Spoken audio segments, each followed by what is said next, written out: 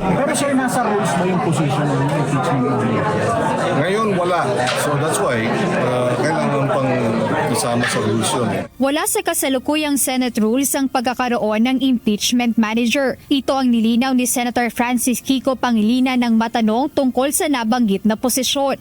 Kasunod ito ng pahayag ni Senate President Pro Tempore Panfilo Ping Lacson na maaari silang magtalaga ng isang impeachment manager sakaling mag-convene ng Senado bilang isang impeachment court upang litisin ang kaso ni Vice President Sara Duterte. Paliwanag ni Senator Pangilinan, pag-aaralan pa kung kailangan bang amyendahan ang kasalukuyang rules para rito. Yeah, that's right.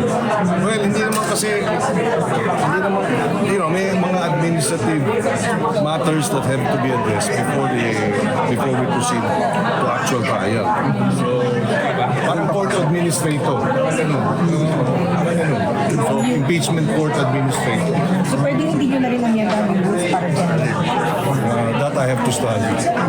Kasi nakatutok ako sa agriculture. Nilinaw rin ng senador na kung matutuloy ito, ang magiging trabaho niya ay katulad ng isang court administrator na ang layunin ay gawing maayos at orderly ang mga paglilitis. Hindi ito katulad ng sinasabi ni Senator Lacson na magdidikta sa presiding officer kung kailan mag-overrule o magsusustain ng motion. Ang sa akin kasi mga understanding is it's more administrative than legal discussions.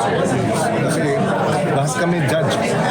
So hindi naman, kumbaga lahat kami magkakaroon ng kanya-kanyang opinion. At lahat ng opinion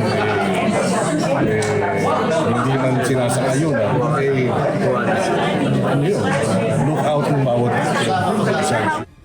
Ayon kay Senator Pangilinan, pinag-iisipan niya pa kung tatanggapin ang nasabing posisyon dahil ayaw niyang mapabayaan ang kanyang trabaho bilang chairperson ng Agriculture Committee, maging ang pending bills dito. Jed de Resina, UNTV News and Rescue. Diyos ang aming sandigan, serbisyo publiko ang aming pinahahalagahan.